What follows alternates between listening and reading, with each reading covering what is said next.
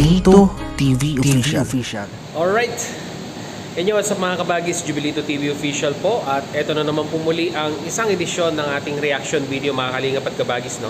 Pero bago po lahat, may galap shoutout muna kay Kuya Val Santos Matubang, kay Ate Edna Vlogs, kay Kalingap Rab, Roel of Malalag, Kalingap Netizens, Kalingap Supporters, Kalingap Subscribers. May galap shoutout po sa inyong lahat.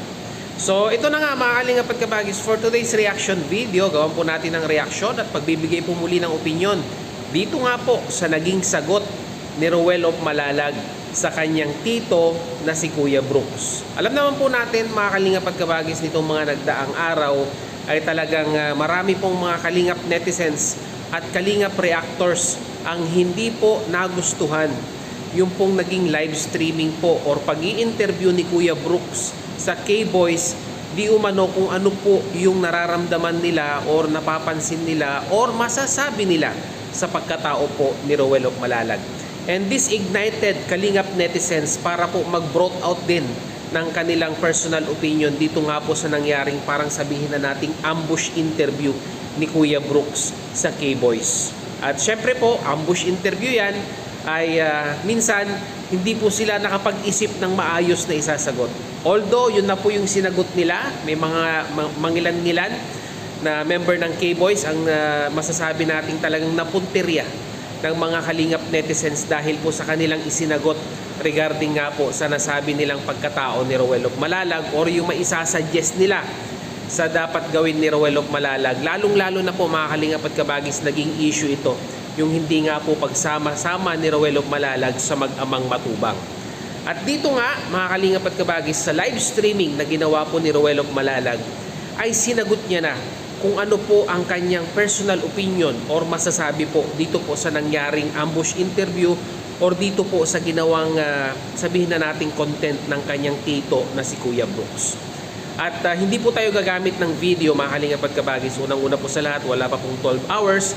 Pero I duly recommend you mga kalingap at kabagis na panoorin at bisitahin po natin ang naging latest live streaming ni Roel of Malalag. Dahil dito po mga kalingap at kabagis ay talagang maiintindihan po natin kung ano po talaga yung mga rason, mga kadahilanan kung bakit hindi po siya nakakasama sa kanyang tito or sa kanyang pinsan na si Kalingap Rab. At alam ko po, maiintindihan po ito ng mga kalingap netizens dahil napakalinaw po ng paliwanag na ginawa ni Roel of Malalag dito po sa live streaming na ito. At dito po mga kalingap at kabagis na talagang masasabi nating medyo nakurot yung damdamin ni Roel of Malalag dito nga po sa nangyaring ambush interview ni Kuya Brooks. Well, anyhow, sabi nga po ni Kuya Brooks, humingi na siya ng dispensa personally kay Roel of Malalag, pero pag-uusapan pa rin po yan syempre po pagbalik ni Roel of Malalag sa Daet. At dito nga mga kalingap at kabagis ay ikinuwento ni Roel of Malalag na si tito niya po mismo ang naka-experience at nalaman ang mga kadahilanan kung bakit talagang bibihira po siya makasama sa kanyang tito or dito po sa kanyang pinsan. Dahil di umano sa isang pagkakataon na ito pong si Kuya Brooks ay kasama nilang nag-i-scout or nagbigay ayuda sa mga beneficiaries po ni Roel of Malalag, ay nakatatlo po sila sa isang araw mga kalingap at kabagis. At kahit hapon na po ay talagang mas priority pa po ni Roel of Malalag na bisitahin ang kanyang mga beneficiaries. At di umano mga kalingap at kabagis ay sabi nga daw po ni Kuya Brooks ay talagang parang naiintindihan niya na kung bakit nga po hindi talaga makagawa ng schedule itong si Roel of Malalag na makasama dito po sa mag-amang Matubang dahil nga po sa hectic ng kanyang schedule.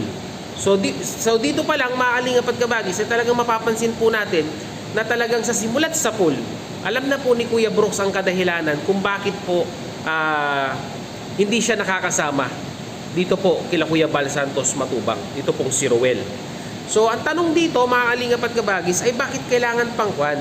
Kailangan pa tayo mag-initiate na i-push yung pagsama ni Roel of Malalag dito po sa mag-amang Matubang, which is naiintindihan po ni Kuya Val at naiintindihan naman po ni Kalingap Rab kung bakit po hindi sila madalas magkasama nitong mga previous na content, no? Talagang bibihira dahil alam naman po natin, mga kalingap at kabagis, na ito pong si Roel of Malalag ay masyadong hands-on sa kanyang mga tinutulungan, sa kanyang mga pabahay, and at the same time po sa kanyang mga beneficiaries. Ganun po ka hands-on itong si Roel of Malalag, mga kalingap at kabagis. At patungkol naman doon sa mga miyembro ng staff or K-Boys na nakapagsabi ng ganito nga, na sana makasama si Dodong Roel ng madalas, kila Kuya Bal Santos Matubang or kay Kalinga Prab, ay nasabi na po yun, no, mga kalingap at kabagis, at iginagalang naman po ni Roel of Malalag ang kanilang opinion regarding dito. At sana nga may binigay na advice si Dodong Roel kay Kuya Brooks regarding sa paggawa ng ganitong mga klaseng content na ambush interview, na sabi nga ni Dodong Roel na kung sa tingin niya ay hindi may sabihin na nating bias na nararamdaman ng isang interviewer sa kanyang i-interviewin, at sa tingin niya hindi magiging balanse ang sagot nito, ay nasa mismong nag-i-interview na po dapat ang mag-i-initiate kung paano niya po makukonvince ang kanyang ini-interview na magiging balanse ang magiging outcome nito. So sa tingin ko marami pa pong dapat malaman si Kuya Brooks in regards po dito sa paraan ng pagkukontent ng mga ganitong klaseng interview. Sabi nga ni Dodong Roel ay ano po ba talaga ang mga sikreto kung bakit dumadami ang kanyang mga sponsor, no? Dahil nga po syempre yung pinapahalagahan niya, yung mga ibinibigay ng sponsor, yung pagpapahalaga, pagpapasalamat sa mga sponsor ay nandoon. At kung yun din lang naman ang issue, mga kalingap at kabagis, ay sabi nga po ni Dodong Roel, ay ipakita natin sa mga viewers kung at sponsor kung gaano po tayo kasincere sa ating pagcha-charity. At darating din ang araw, mga kalingap at kabagis, na sa tingin ko po ay kung ganito po ang gagawin natin, kung susundan po natin yung sistema ng pagcha-charity ni Roel of Malalag, ay yung sponsor na mismo ang kusang lalapit sa inyo. Sila po ang kusang tutulong sa iyong programa. Ganun lang yun, mga kalingap at kabagis, no? Kasi si Dodong Roel, more on charity siya. Hands-on, nagpo-focus, at talagang pinapakita niya sa viewers kung gaano siya kasincere sa kanyang ginagawa. Kaya dito, marami siyang sponsor at marami ang nagmamahal sa kanya. Sana ganito ang gawin ng mga charity vloggers na nandyan sa diet, no? Andyan na tayo, given na yan, na pag nag-charity tayo, mataas ang risk, na baka yung return sa atin, mababa ang views. Pero si Roel of Malalag, dyan naman siya nagsimula, di ba?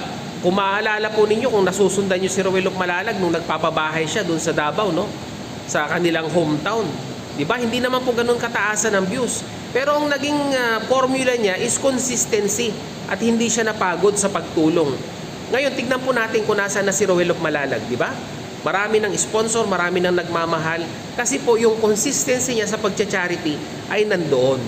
Kaya ang masasabi ko po sa mga kalinga partners, charity vloggers natin na nandiyan sa diet, na minsan ay nagdadalawang isip sa pagcha-charity, baka mababa ang views, ganun po talaga sa simula, di ba? Pero ang formula po dyan is consistency. Magtuloy-tuloy lang po tayo. So yun, mga kalingap at kabagis, kagaya nga po na sinabi ko, para sa full video ng sagot ni Roel of Malalag regarding sa explanation niya, kung ano yung masasabi niya dito po sa nangyaring pagko-content ni tito niya sa K-Boys, at anong masasabi niya sa ginawa ng kanyang tito. Bisitahin po natin ang kanyang latest na live streaming, at doon po natin malalaman ang napakagandang sagot ni Roel of Malalag. So yun, mga kalingap at kabagis, hanggang dito na lamang po. Muli, maraming salamat dahil hanggang sa dulo po ng ating reaction video ngayong araw na ito. Nasamahan niyo po muli si Jubilito TV Official. At muli po, nagpapaalala po ang inyong host sa mga hindi pa po nakasubscribe sa channel ni Kuya Val Santos Matubang, Ate Edna Vlogs, Kalinga Prab, Roel of Malalag. Suportahan po natin, subscribe ang kanilang mga YouTube channel. And at the same time, muli po naglalambing din po ang inyong host sa mga hindi pa po nakasubscribe sa channel ni Jubilito TV Official, ay pakita naman po ang subscribe button at ang notification bell para maging updated po kayo sa mga darating nating reaction videos. Once again, this is Jubilito TV Official, member of Team Cause. As I always say, mga kalingap and kabagis, peace, God first. God bless po. Bye-bye!